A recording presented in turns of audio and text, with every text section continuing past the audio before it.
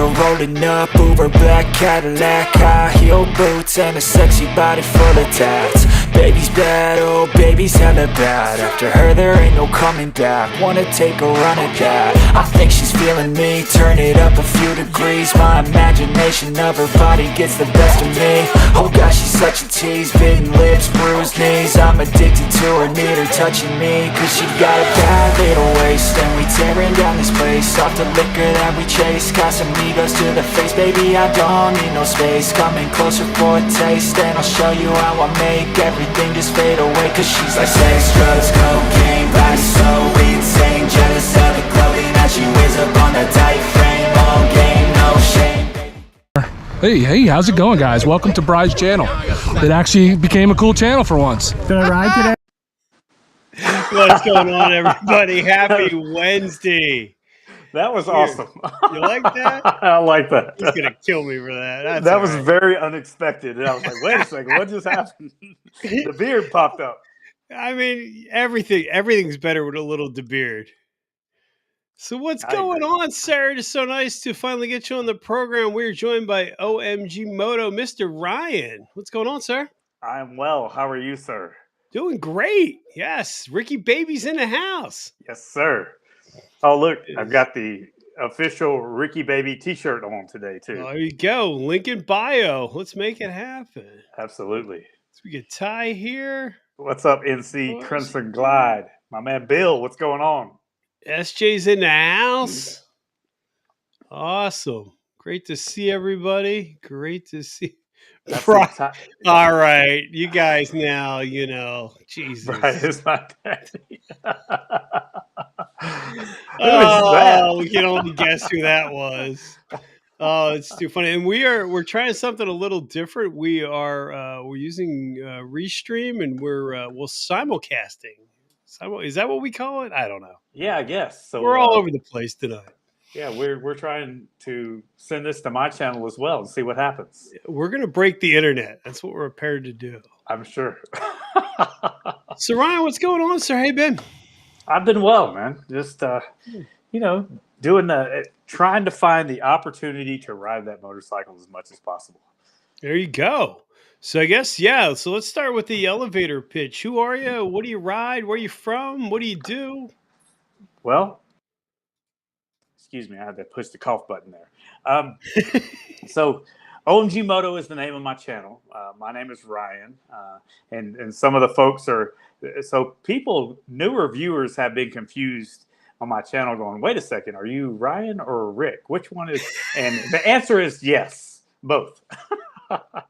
So Rick Santel was a wrestling name, and then Ryan's the shoot name, which is called real name. And I am a former professional wrestler who has always been into riding motorcycles. And when I left professional wrestling, I needed something to fill that void, that creative void. And this is it. And being a part of the motorcycle community and expressing my passion for the motorcycle community. That's awesome. Basically what my channel is. It's just me doing things that I like to do with motorcycles. Nice. So how long have you been riding? Okay. I want to say, I'm not positive on the date here. I always say for a very long time. And I'll tell you this, that so apparently there's two sides to this story. My side to this story is that when I was a very young kid, that my parents bought me a Honda Z50, and I learned how to ride the motorcycles on a Honda Z50. And I've told this before on someone's channel, and I can't remember where, if it's mine or someone else's, that my father was holding on to the fender, and he was saying, all right, I'll let you go a couple 5 or 6 feet. And then he would hold on to it, and I would ride, and he's like, great job, great job. Well, then I went to do it again, and I said, man, I'm going forever, Dad. I love this. I turned around and looked back at East, which seemed like it was probably 20 feet, but it seemed like it was 5 miles behind me, just at the house, waving at me, going, good job, good job. And I just went, and I fell over. Oh, no. So the flip side of that coin is that my older brother heard me somewhere tell that story, and he calls me up and he goes, man, you are a liar. And I was like, what are you talking about? And he said, your first motorcycle was not a Honda Z50. I said, yes, it was. I remember being a kid. He goes, no, that was my bike, and you rode it all the time. So I was like, oh, I don't think you're telling the truth. I think you're the liar. It's YouTube. We don't fact check. Absolutely. It's fine. Memories are always better with it. We joke about that at like holidays. It's like we don't fact check. Put your phones away. You know, maybe Abraham Lincoln didn't go to the moon. I don't know, but it's Thanksgiving. Let's just all get along. I think he went to the moon. He planted a penny on the moon, I think is what it was. He did not tell a lie. Right. That was George Washington. Now I'm totally... Chop down a moon cherry tree. Wait a second. So what do you currently ride? 2006 Fatboy, harley-davidson Fatboy. It's a softail. Nice. It's lowered about that much. Somewhere. Okay. I don't remember how much we lowered it, but it's lowered, and it rides like a hardtail. So I would call it a 2006 Harley-Davidson. Used to be softail, now hardtail. Oof. Yeah, I'm too old for that. Yeah. And I've got a Lapera barebone seat, which makes it even better. Oh. So what got you into the Fatboy? You know, I had a friend of mine that he had a Harley-Davidson Fatboy, and sorry about the audience back here. The peanut gallery is they're fighting. He had a Harley-Davidson Fatboy, and I rode it, and I just thought, man, I love the way this motorcycle feels. I love the way it looks. I love the way it rides, and that was kind of it. I rode it, and I was sold on it, and I just decided that when I buy something, that I'm getting a Harley-Davidson Fatboy, and that's what I got. Very nice. I wish there was a more glamorous story. I know some folks are like, "Oh, I watched the Terminator." I was like, "No, they didn't do it for me." No, we got YouTube royalty in the house. Bodine's here. Oh, nice. Yeah. He's living a 2-motorcycle dream. Yeah. You know, here's my question: is I noticed that it seems like that folks they have one bike, then they buy another, and then. Like, well, let me get another. At what point is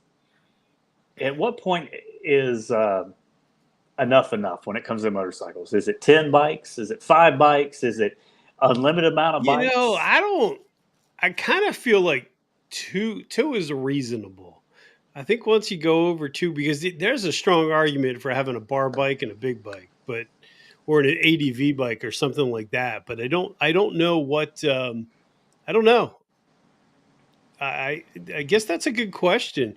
Bodine says there's no number, which means his next video dropping will be his 3rd bike. Yeah, introducing his new motorcycle. Yeah. Or 2. Yeah, he needs to get an adventure bike. I could see it. Yeah, and a dirt bike. And then maybe a Honda Grom.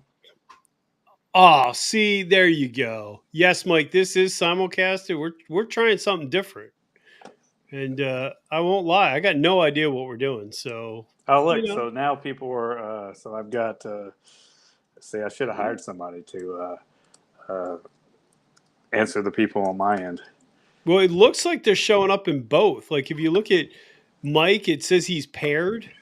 So I don't know if you can see the side chat on your side, but I'm seeing both chats. That's pretty cool. Oh, okay, that's cool. Yeah, so you're seeing mine and yours. I see yours. I had to pop mine out. Every so often it'll show up. It'll say paired. I don't know if you can see. Sorry, guys. I'm not trying to do this purposely. Yeah. So he's commenting on. Oh, very cool. Yeah. Oh, somebody knows you. GC knows you. So what up, Uncle? What's up, Uncle? Oh, that's my nephew. Nice. What's going on, nephew? Well, of course, Dallas is on both because Well, anyway, we won't get into that. So I hear you have some exciting news going down there for the Hog Chapter. I've heard rumors. Rumors on the interwebs about my Hog Chapter. That's what I heard. I heard there's maybe a patch over or something. Really? Bri, how in the world do you know this? You know, I know people. You are correct, my friend. He has reach is basically what he's telling us right now, guys. So Oh, yes, don't go that far. to answer your question, the Hog Chapter that I am the assistant director of, we're based out of Moonshine Harley-Davidson, and we have always been called the Middle Tennessee Hog Chapter. That was named many owners ago when Moonshine Harley-Davidson was Cool Springs Harley-Davidson. And then I think it went through a couple of different name changes. And at some point, we were having a discussion with the owner of Moonshine Harley-Davidson, Jamie Lima, and we just said, there's only one thing that hasn't changed. We are Middle Tennessee Hog Chapter, but we're based in Franklin. And whenever we go places, people say, Middle Tennessee, where are you guys at? Franklin. Oh, how far is that from Nashville? So they're automatically thinking we're based out of Nashville. And one discussion led to another. And one day Jamie came back and said, hey, guys, I'm changing the Hog Chapter name. And it's going to be called Moonshine Chapter. And so we got we received the updated artwork the other day.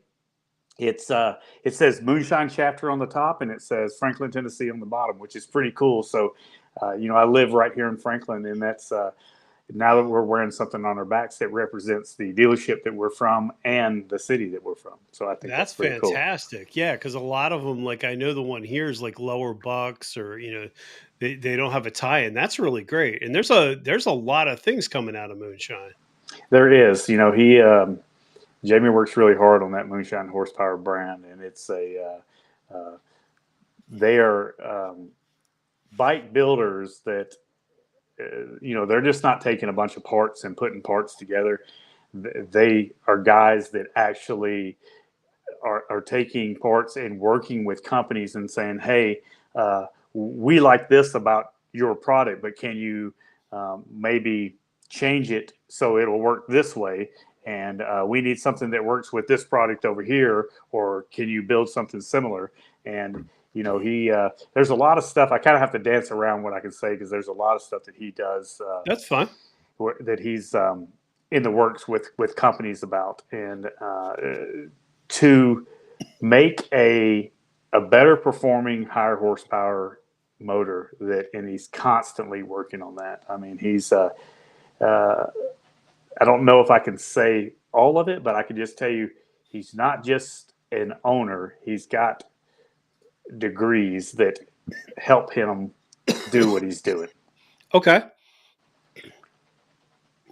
Very nice.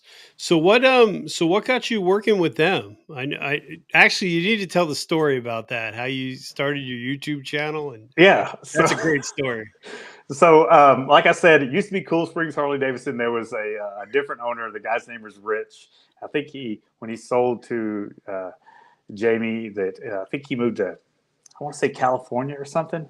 But I was just sitting there. I kept tossing around, man, I think I want to start a YouTube channel. I thought, oh, I don't. I do. And then one day I watched somebody's video, and they said, it was some creator who had a large following. He said, if you're thinking about starting a channel, he said, just do it. There's never a right time. And he goes, and you're never going to learn how to do stuff unless you start doing it and make your mistakes and just fail forward.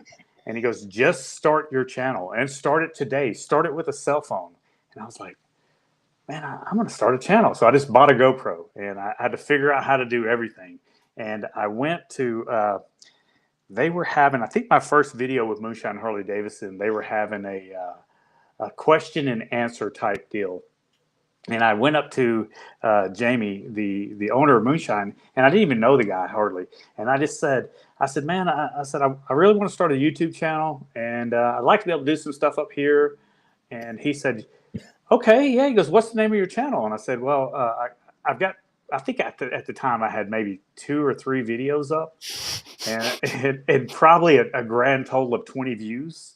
And I don't know. And he pulls up my channel, and he goes, yeah. He said, so what do you want to do? And I just said, well, I'd like to, do some stuff with your bikes and talk about your dealership and just be able to walk through your dealership. And he looks at me and he goes, well, you only got 10 subscribers. It's not like you could hurt me in any way. And I said, fair enough. So that's a yes? He goes, yeah. I said, sweet. That's awesome. So I was like, so now it's just one of those things that, you know, he has really, that relationship has formed into a friendship, and that friendship has formed into where now they call me and they say, hey, Ryan, we've got this bike that was a Moonshine build. Someone traded it in, and we would really and truly love for you to come out here and do a video on it. And we're going to give you the dyno sheet. We're going to give you the specs on it. So we'll give you a couple of days to study the specs, and you can come out and ride this bike. And we just want you to do your thing. We just want you to go out there and tell people what it's like and how it feels. And honestly, if you watch some of those videos, sometimes I nerd out, and it's a true reaction. Nothing wrong with that. Yeah, and I literally there's points where I looked at them and I thought, man, I got to edit this out. I look just ridiculous. But then I thought, you know what? This is raw emotion, and and you don't always have to be cool. And one of the things that I learned from the transition from professional wrestling to motovlogging is, in professional wrestling, you're supposed to be cooler than your audience. In motovlogging, it's probably best that you're not cooler than your audience. And I don't have to play that character, Rick Santel, to try to be the tough guy all the time. And I let people know that, hey, I'm just kind of a nerd. And I'm a guy that loves motorcycles. And sometimes it comes out in a 12-year-old girl sounding giggle. Well, but I think that's like the entertaining thing, because Katie will tell me that all the time. She's like, "We didn't say that right." I'm like, you know, you get what you get. And sometimes the things that are like you said. I mean, sometimes in the moment you just screw it up. I mean, well, you know, that's funny that you say that, because sometimes when I'm talking on camera, I know what I'm going to say, and I have it in my head. And then I say it, and it is completely different coming out of my mouth than what I processed, what I thought I said. Because I'll go back and I'll listen to the tape, and I'm like, why did I say that? That's not what I was going to say. It's just what comes out. Well, and I think that there's a lot to be said for something that's more organic than being so cut up and scripted. You know, it's hard, because I like to nerd out, and sometimes it feels too scripted, but you know, it's just who I am. I think if you're true to you. Yeah, absolutely. And I think that the world of professional wrestling kind of prepared me for this, because, like I said, I'm a very creative person. And what I mean by that is I got a million ideas going through my head at all times. And so I'm constantly writing stuff down, saying, "Ooh, I want to do a video on this. I want to do a video on this." And I've got a list a mile long of stuff that I want to do. And I go back through and I think, no, I don't have enough to do a video on that, so I'll wait. And but when it came to the world of professional wrestling, I bullet pointed all of my stuff, and that's basically what I do now. Is I bullet point what I'm going to talk about, and the rest of it just comes out. And sometimes I don't even know where it comes from. Like I listen to something, I'm like, what? I didn't even know that. That was pretty good. I'm glad I said that. Or, man, that was the dumbest thing I've ever said in my life. Let me go ahead and edit that out. Well, I think sometimes that's the problem too, because you can edit and you can tweak it. There's so much opportunity for you to get lost in your head. Yeah. So what's this about you being a bachelor at the dealership? I just saw that. Ronnie, that's a great question. Thanks for throwing that out there. Ronnie, I know where you live. Don't forget. Uh-oh. Ronnie belongs to the Hog Chapter up here. You've probably seen him on a couple of my videos, Road Captain Ronnie. I don't know what he's talking about. He must be drinking. No, so, when Moonshine was Cool Springs Harley-Davidson, they did a bachelorette. I'm sorry. They did what is the the show was, what was the show? No, it was before The Bachelor. What was the show where they you sat on one side and then the women sat on the other side, and there was a partition between you, and you guys talked about like an old connection. Show. Yeah, so they did something very similar to that, except it was coming out, and they had all these bachelors come out, and they would try to basically they said, hey, we're going to put down this amount of money on you, and you're going to be we're going to take you on a date. So they were bidding on you. And so I did that. And they did it a couple years in a row. And at the time, I still had long hair. I was still kind of working out like a madman. So I was still pretty buff. And somewhere another, Ryan went away, and the wrestling character Rick Santel took over, and I was taking my shirt off and doing this. And I'm just glad nobody filmed this thing. And I ended up, and they were giving money to the some type of pet hospital. I think it was the Williamson County hospital up here for pets, the Williamson County Animal Hospital or shelter or something. And biff the stuff. Yes, I agree. And but I ended up raising more money for my bids than anybody else altogether, which was that's fantastic. So I took that as a win. That is awesome. So what got you into professional wrestling? I had always been a huge fan. Okay. I was a fan growing up. I used to watch it. My grandmother, which was my father's mom, used to watch it. We used to watch it every Saturday morning, and I just thought it was, the best thing ever. And the only two things that I watched were professional wrestling and bass fishing. Okay. I was bass fishing like a madman. And then when I was a kid growing up, I literally weighed 90 pounds. When I graduated from high school, I literally weighed 112 pounds. And people used to bump into me. And they would literally not say, excuse me, or sorry about that, kid, or anything. They just bump into me and keep walking. And so I was like, man, I'm going to start working out. And I had no clue how to work out or anything. And I've told this story before. I went into a gym, and I picked the biggest dude in the gym, and I just started mimicking him.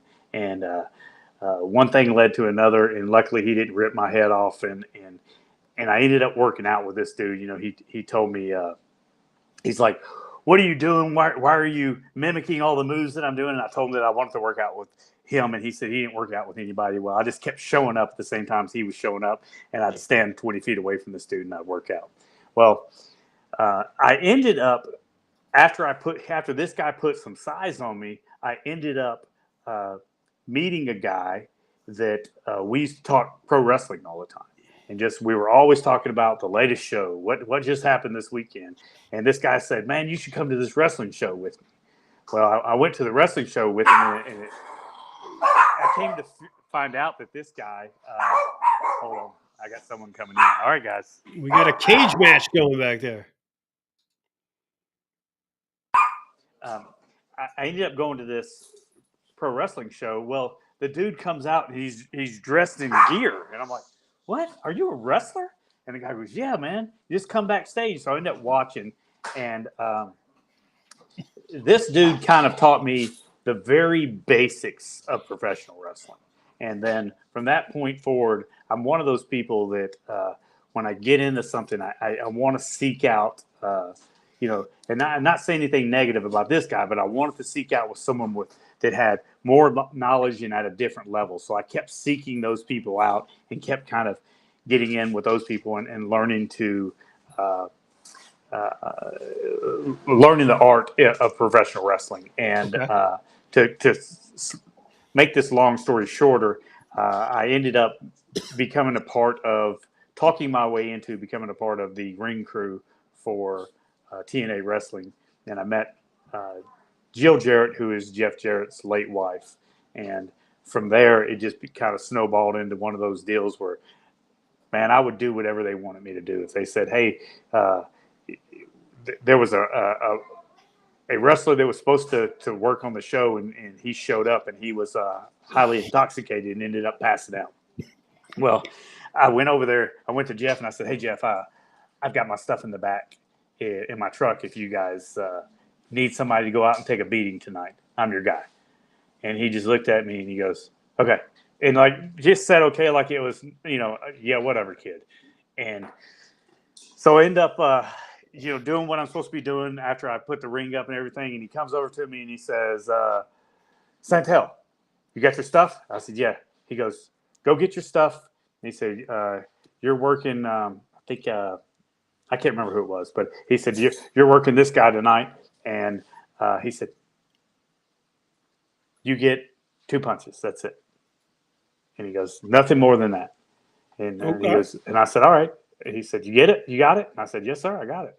And so this guy, I get with this guy, and he says, all right, man, you can do this. I said, hold on, brother. I said, I was told I get 2 offensive moves and their punches, and that's it. And he goes, all right, what about 1 punch, and what about almost an offensive move, and then I'll just cut you off. And I said, well, what's the almost move? And he said, you go for a tilt-a-whirl head scissors takeover, and I'll face plant you. And I said, that's perfect, and I'll sell it like $1 million. And Angry Alan Funk is who it was. And when he took me around and brought me straight up, I mean, he put me down, and normally you would turn your face on a move like that. And I just said, I want a job. I'm going to face plant myself. And I just went straight in and boom, came up what was coming out. And I just went, okay, I took it the hard way. And it was a real slow build of just showing up and always being there and trying to work harder than one could possibly imagine to get a shot and a chance. And that's kind of, it evolved from that. That's awesome. So how long did you do that? 15 and a half years. Damn. Yeah. Which is a long time. I mean, really and truly, there's most guys last between 6 and 8 to 10 years at the most. And everybody, especially the old timers, will tell you that you have a maximum amount of bumps that your body can take. Mm-hmm. And a bump is when you fall down. And once you hit that you're done. There's nothing that you can do to keep your body from breaking down at that point. And when I was just starting in the wrestling business, I used to just take the craziest bumps. I'd go up on top of 20-foot ladders and tell the guy, just kick the ladder out from under me. I'll fall and I'll land like I'm supposed to. And each one of those crazy, stupid bumps takes the life off of your career.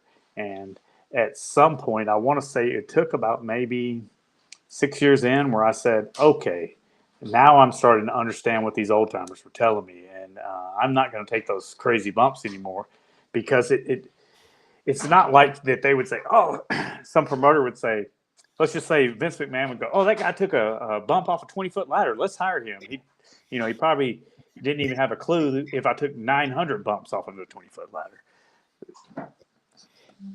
Well, yeah, and I think at that point, right, the talent's kind of expendable. The show goes on. Absolutely, it does. And that's the thing about pro wrestling is that if you're a wrestling fan, all you have to do is think about the guy that used to be your favorite guy 5 years ago. Is he still there? I mean, barring, the big, huge names, but those people that were almost a little bit higher than mid-card. Are they still there? Do you know where they're at? Are they even wrestling? Well, that's an interesting point. I never thought about that, because like the modern wrestlers like Hogan and The Rock sort of evolved, but like Superfly, Jimmy Snuka, those guys, Jake the Snake, they all took a beating. Absolutely. And they sort of, yeah, I forget what that was. I was watching a video about Jake Snake, and it was pretty interesting to see how it's sad to see how much his life declined. Yeah, and that's the weird thing about pro wrestling is that there is there's a rock star mentality as far as with the boys, and the boys are all the wrestlers, and that rock star mentality is one of those things where they feel like that they got to go out and live life like a rock star. And do things like we go to this town, then after the show they need to go drink 10 cases of beer or something. And it's like, what in the world? You got these crazy talented individuals that would get caught up in that rock star mentality lifestyle. And it was almost like, hey, you're going to trade all of your talent and your amazing abilities for all of that. And when I'm a guy that I would always tell everybody that I didn't have wrestling talent. I had work ethic, and I worked and worked and worked and worked to be able to be half as good as some of these guys were, you know, working matches where they're just like, I'm just going to go out and kind of, tonight's a night off, you know, and I'm going out there and giving it everything I got. And everybody's like, man, that's an amazing match. You guys did awesome. You have so much talent. And I'm like, you have no idea, you know, because I had to work really hard, but some of those guys, man, it just blew me away. That was something that I just looked at and said, I'm never going to take these days for granted because I know how fast they could go away. I mean, and it did when it was time for me to go. I had an injury, and it was a knee injury, and I really thought that I would come back from it. And I thought, man, I'll be back in, 6 months at the most is how long it'll take me to recover. And it was one of those deals where I could not recover from it. I was like, what in the world? And 16 years of saying, hey, I'm going to do this for a living, and this is the only thing I ever want to do. And then all of a sudden, now you got to go get yourself a job. And it's like, what? Yeah. That's got to be brutal. I mean, but you bring up a good point. I mean, I think work ethic trumps everything, right? If you're willing to put the work in, you can do anything. Absolutely, I believe so too. And I always tell people that it's one of those deals that if you wanted to sum up my personality, you could take this image in your head. I'm the guy that's going to, here's the wall.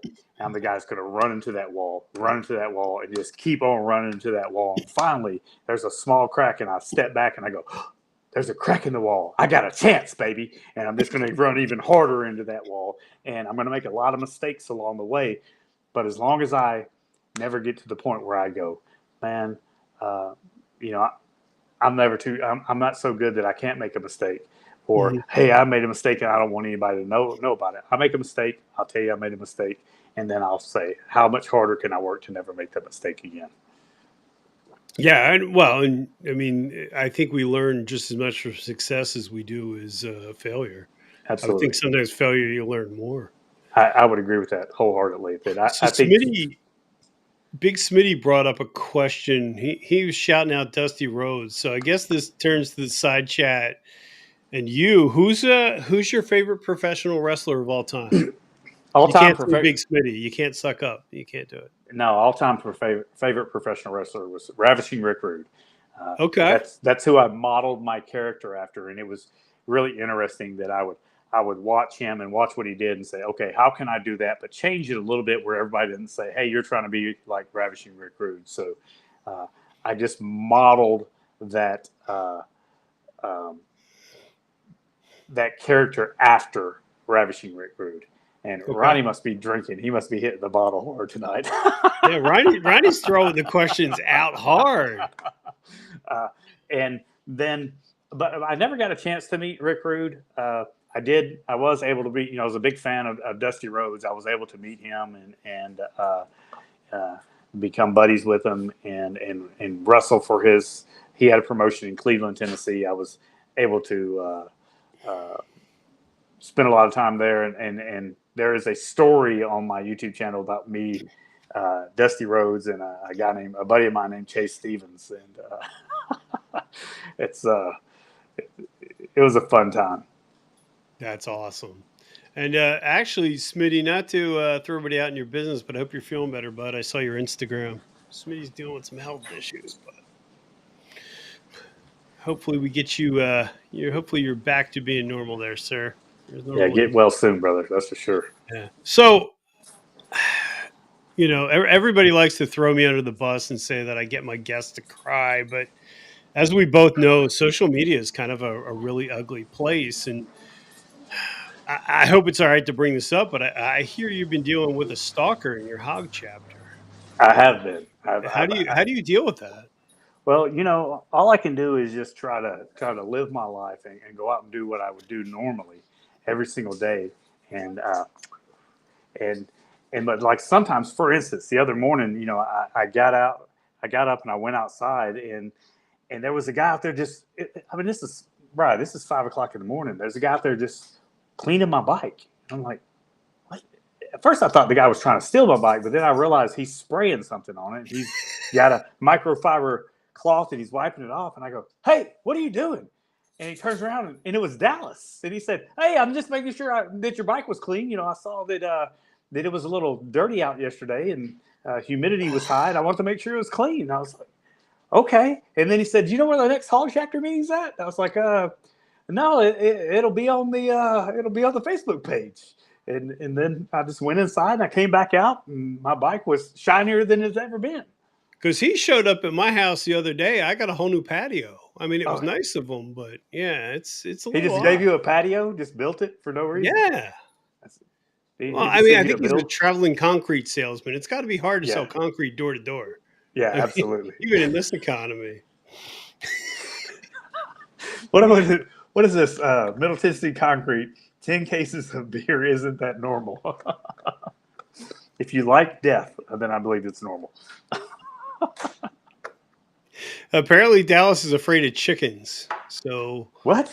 Apparently, he's afraid of chickens trashing his concrete. So we were thinking about showing up at a job site and doing a flash mob and just letting out a bunch of chickens. I mean, it's the least we could do. A truckload of chickens, just letting them run loose.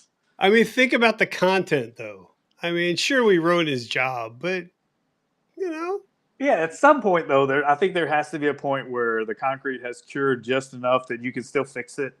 Yeah. But why would you want to fix that? All those wonderful little amazing chicken feet all in the concrete. I think maybe it becomes a thing. Absolutely. I'm thinking, what is it called? Popcorn ceilings and Texas ceilings. You have chicken feet concrete. I think that sounds like a winner to me. I'm more worried about the fact that he was caught in the women's bathroom at the Hog Chapter, but this was a true story. But so I will say this one thing in Dallas's defense. Here in Tennessee, when you walk into a restaurant or store, most bathrooms are set up men on the right, women on the left, and for some reason at that place, what is that place? Brewhouse South. That place, it's switched because even the guy that was our server walks over and said, "Man," he goes, he said, "we have this happen 3 or 4 times a night, every night." And usually some woman comes out and says, "There's a guy walking in the bathroom." I'm like, well, and we have to explain to him, well, our bathrooms are reversed. So it would help Dallas to read. What?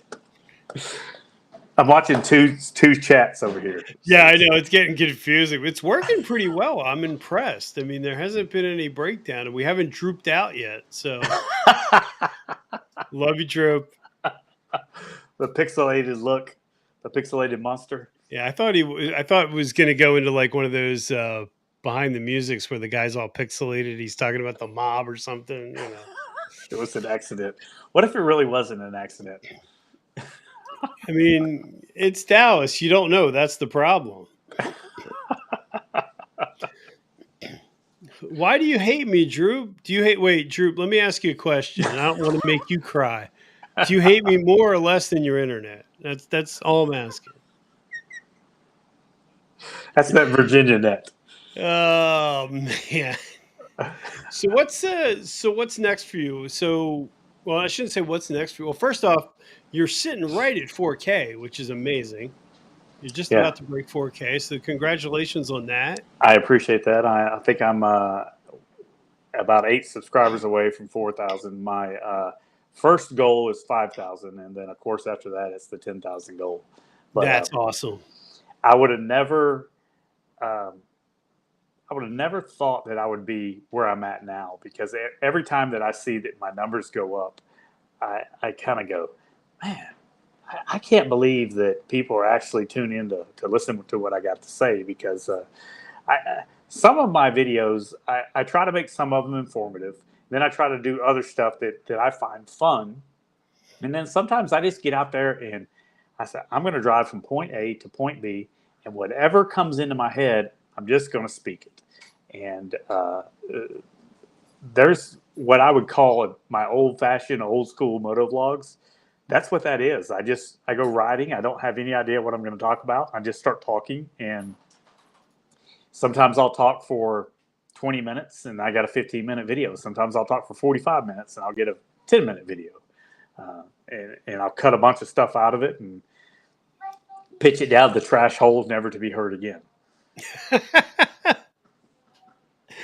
That's funny. But you start to ask a question. You say, what's next for my channel? I tell you what I would like is that for this channel, I've said it before, is that I want my channel to be a place where people can come and have a positive interaction, where people can come and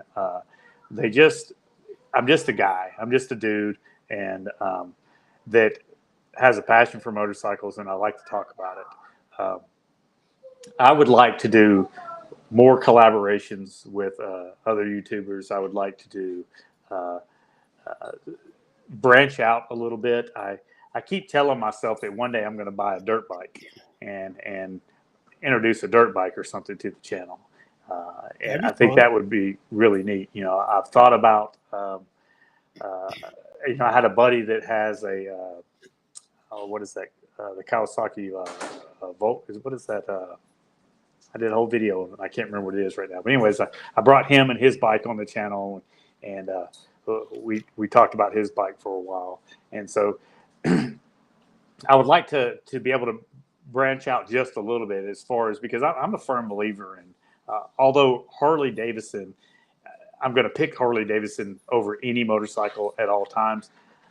I'm a firm believer that as long as you're on two wheels, that that's better than not being on two wheels at all. You know, I'm the guy that when I see the guy on the moped, I'm like, you know, I'm giving him the wave. What's up, brother? Even though you're on the moped, other Harley guys aren't going to do it, but I'm going to do it. I'm going to give you the wave. Now, do you wave to Can-Ams? Are they motorcycles? I don't know. It depends what state you're in, because sometimes they register them as motorcycles. Sometimes they're not. I don't know. I don't know that I would call. They're a backwards three-wheeler to me. They are. Yeah. I didn't have a job at NTSU.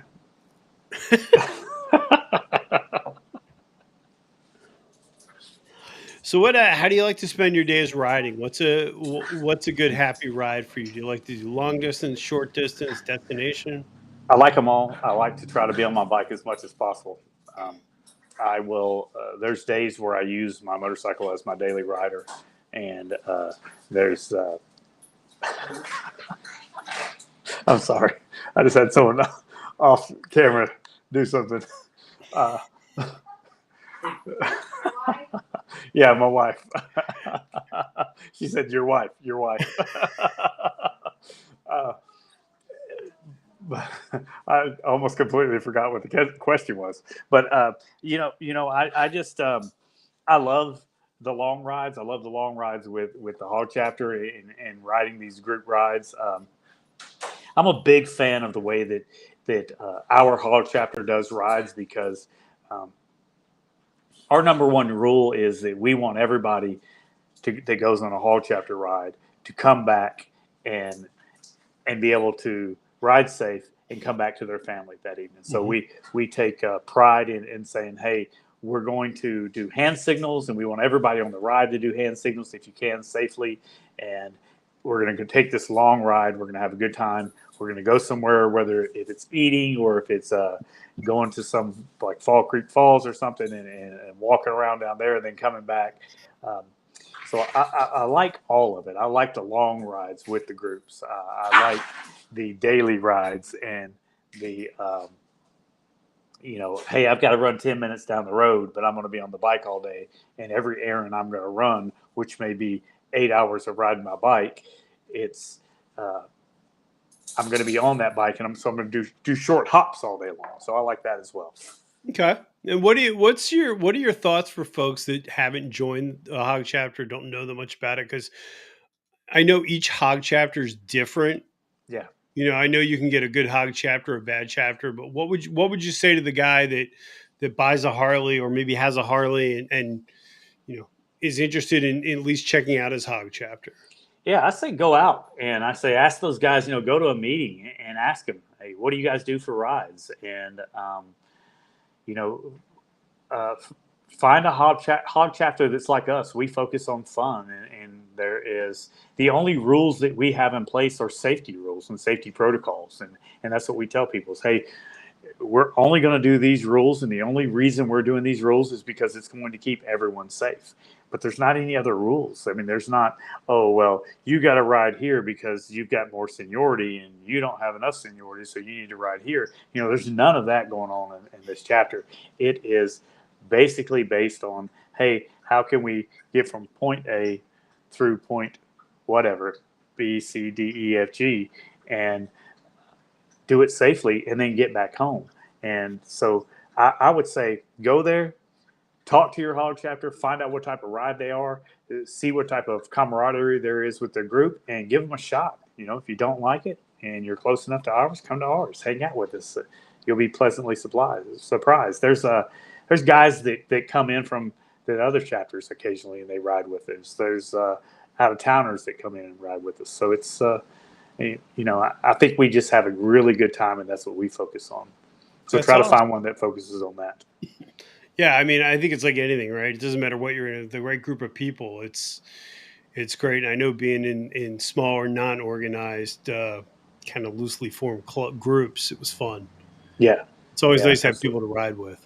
Have you ever been in a hog chapter yourself? I've not. We were going to join when we got the Ultra, and then we never did. And it was kind of one of those things like, yeah, I'll go back.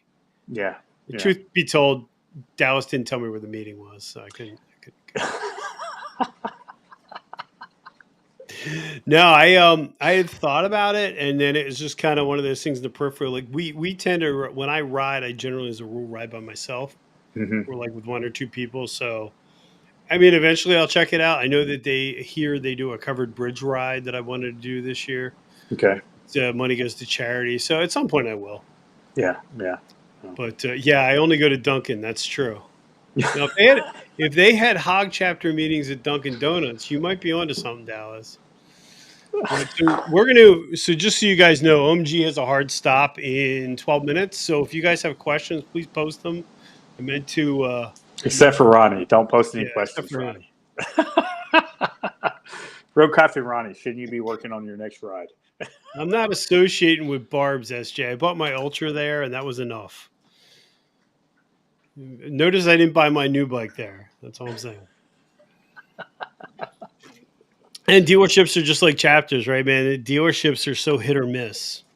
You know, you can find a really good dealership or a really crappy dealership, and I feel bad for the folks that don't have this selection like we have here. There's chapters everywhere. Yeah. Yeah. Chapters. I'm sorry, dealers everywhere. Yeah, Jay. So I went to. I don't know if I told. Well, I did. I told you I bought mine at Garden State. They're actually a really good New Jersey dealership, part of Williams. But so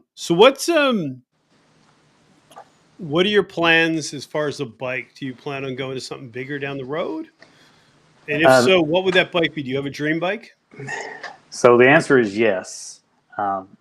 So there are, and I've talked about this a lot on my channel, and it's not one of those things that I'm teasing or I'm trying to build anticipation or anything. It is really and truly, I have no idea what I want. I know I want a touring bike. I do not know if I want a road glide or a street glide because I've ridden both multiple times, and there's a lot of things I like about the street glide. There's a lot of things I like about the road glide, and there's days where I say, hey, you know what, it's going to be this bike, and then a day or two later, I'm like, I think it's going to be the other bike, and there's a huge part of me that's afraid that if I buy one versus the other, I'm going to regret my purchase.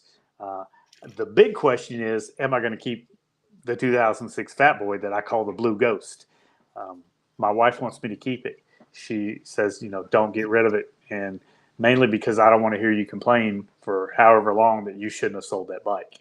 And, but I always tell her, like, yeah, babe, but there's two sets of tires that go along with that. There's two services that go along with that. And then there's, have I been riding this bike enough? I need to ride this bike over here. And so I'm not real sure what I'm going to do, even on if I'm going to trade the Blue Ghost in or if I'm going to keep it, or if it's going to be a road glide or a street glide, I know that it will be one of those two. It's going to be a tough decision, I believe, on my part to figure it out, because I'm telling you, I've rode both those bikes a whole lot, and I still haven't said, this is the answer. I'm purchasing this bike. I haven't made that decision. Well, then you'd be the good person to ask. So I've had both, and everyone has a different belief. But what would you say is the biggest negative between the two bikes? Negative. So here's the thing that I think everybody always says that's the positive about the road glide is, oh, it's got that fixed fairing. Well, I'm a big fan of low speed drills, and the fairing that moves with the bike on the street glide is great for low speed drills. I think it gives the bike, it makes it easier to balance. So if I'm rolling at 5 miles per hour and I want to go in a tight circle, that I can use that weight of that fairing to kind of keep me upright. And with the road glide, I've noticed that when I've gone to do low speed drills on a road glide, it takes me a second to figure out the balance point, that I have to kind of use more of my body versus more of the bike. So that would be, for me, if I was buying a bike that I knew that I only wanted to do low speed drills on, then to me it's going to be that street glide, because it's so much easier to use that fairing as counterweight. Okay. And it's, for me, it's not as easy to use that road glide fairing. I would love to hear, some of these guys like Palladino or what's the other guy's name? Ron Simmons. Robert Simmons? Robert Simmons. I was thinking Ron Simmons, the wrestler. Robert Simmons. His take on that, as far as which one that he likes for low speed drills, because as far as, this is what I've heard. Now, I have not experienced this. As far as the street glide goes, everybody says that when you're going down the interstate, well, I say everybody, a lot of people have told me, you're going down the interstate, you drive by a truck and you feel a lot of vibration on that fairing. I haven't experienced that yet, but I've been told by multiple people that yes, that does happen. But I did experience, when I had disc rims on a fatboy, that I would go by a truck and the gust from that truck would hit those fatboy rims, and it would literally try to push me into the next lane. So I can imagine that would probably be the case sometimes. Okay. So I would say that would be a perceived negative for a street glide, but that's something that I've experienced. But I'm also built this way. When someone tells me, hey, you don't want a street glide because of this, then I'm like, well, okay, you don't want a street glide because of that. I do, because I accept the challenge, my friend. Or if they say, hey, you don't want a road glide because of this, then it's the same thing with that. Is it? No, I do run a road glide because of that, because I want to be challenged. And I don't want to say, well, I shied away from that bike because someone told me it might do this, have this negative effect on you. Yeah, it's interesting, and I don't know that I still fully have a developed opinion between the two, because I've only had the road glide. Well, I feel like the road glide's been in the shop more than it's been anywhere. But yeah, it's interesting, and it's an interesting camp too, because people are so passionate about one or the other. Absolutely crazy passionate. I hear the guys tell me there's no ride like a road glide.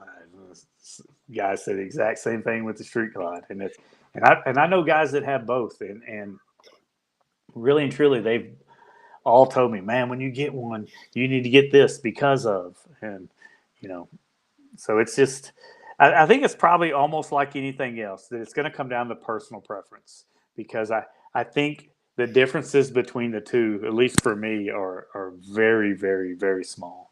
But I have never, and I hear this all the time, where people say, well, I got on a street glide, and man, I felt that fairing the whole time. I've never felt that fairing. Beyond anything other than, hey, this is a tool for me to balance the bike better. Well, yeah, and I think it's like anything, right? It becomes the it's what fits your skill set and your reach. Absolutely. Absolutely. It's kind of like the people that have fully stocked bikes and then complain that they're not comfortable. It's like, yeah, but make it Right. fit you. You know, there is an Absolutely. option. Well, I always Get a tell victory. what's that? So I said, Get a victory. There's a good investment. Oh, poor victory, you bastards.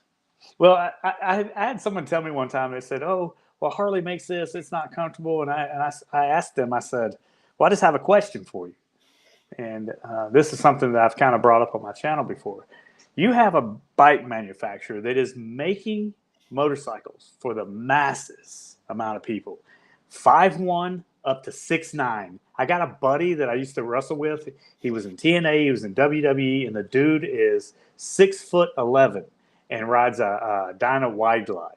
So, Jeez. did Harley-Davidson have a 6-foot dude, 11 guy in mind when they were making the Wide Glide? Absolutely not. You know, and it's one of those deals where it's like, I think they're doing a great job for making motorcycles to fit the masses, and then that's where you have to go in and do little tweaks. So if you want to put a different type of suspension on there, put a different type of suspension. If you want to put a different seat on there that's more comfortable for you, that you have to go with that seat, because there's just no possible way they could say, all right, Brian, I'm going to make this bike for you, and it's going to be the perfect bike for you. And it's also going to be a perfect bike for the guy that's 6'5", 300 pounds. Oh, absolutely. That's what I always tell people. I don't care if you're buying a new bike, an old bike. I don't care what brand of bike you're buying. You got to leave something something left for accessories to make sure it fits you properly. Because I know with the Ultra, when it had the stock bars on that thing, I had such a hard time riding it. Then I put 12s on it. The bike was so much more nimble because it fit me. It's amazing what a properly set up bike can do for you. Absolutely, and I think that's kind of the fun part of it is a lot of people look at my 2006 Fatboy and I pull up at a gas station. They go, "What is that?" And I say, "What's a Harley-Davidson Fatboy?" "What? Are you serious?" And it doesn't even look like a Fatboy, because they're automatically thinking disc rims. They're automatically thinking that big huge seat in the back. And I just keep making changes, and these are changes that I've sat and went, okay, do I really want to make this change? Do I really want to buy this and put it on my bike for a few months and then take it off and try to sell it because I didn't like it? So I spent a lot. There's a great deal of thought process that goes behind each change that I make to my bike. Yeah, you don't want to go into a Harley dealership drunk. You'll just wind up buying parts you don't need. Yeah, and to your point, I think that's key, is to do the research and make sure what you're buying is going to be, what you need. Absolutely. There's so much material out there to research. So we're coming up really close to your hard stop. So let's where can people find you? What can they look for? What do you want to plug? Why do you hate Dallas? Anything we're talking about. The easiest thing to do is go to omgmoto.com. That takes you to everything of mine. It'll take you directly to my YouTube channel.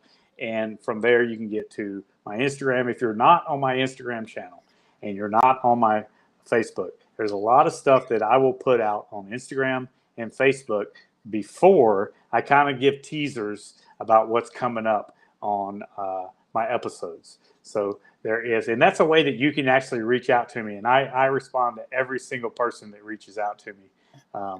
And I read all the comments too, even the bad ones, even the ugly ones, and they just make me laugh. I had some guy, this was an old video, and I had to go back and watch the video because he was just, "Man, you're wrong," and he was so passionate and angry in his message, and I was like, I don't even know what the crap this guy's talking about. And I had to go back and watch the whole video, and I was like, how in the world did he get that from my video? This guy, he must have been drunk. So there's two types of thank you for watching. There's thank you for watching, and which means the definition for that one is, hey, I appreciate you taking the time out of your day to come to my channel to watch this dude, and and I don't take that lightly, and I'm truly appreciative. Then there's this other one which we call the Southern Bless Your Heart. And that, I'm aware of that one. Yeah. Thank you for watching.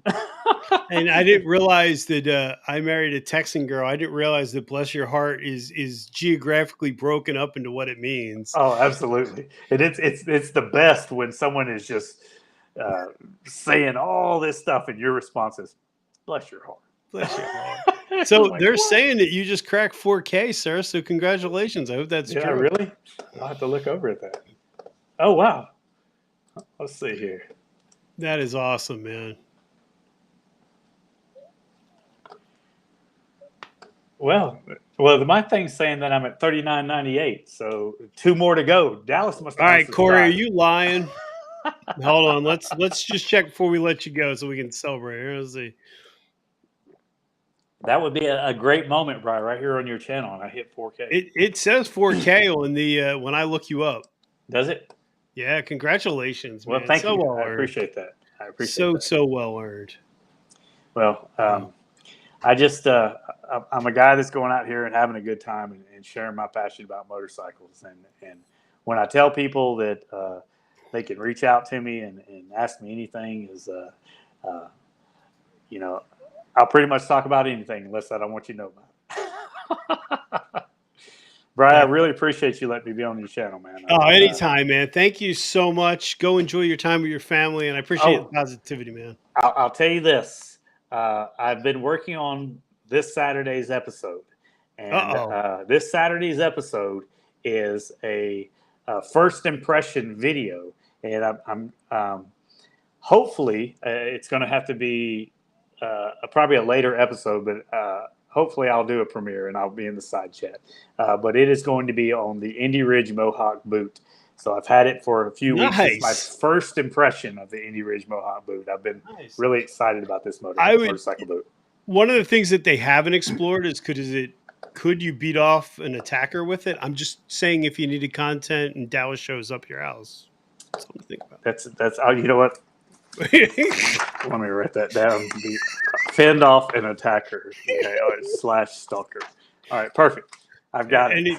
And I could watch slow-mo of him taking a beating all day. I'm just saying. Ryan, thank you so much for hanging out with us today. So, guys, we're going to cut this. We'll be on next week. Baggers and Brewers, I believe, is on tomorrow. And then I believe Monkey's on Friday, too, I've heard. So sweet. Everyone, have a great weekend. Thank you so much for hanging out with us. See you, everybody. Safe. Remember, you're not alone.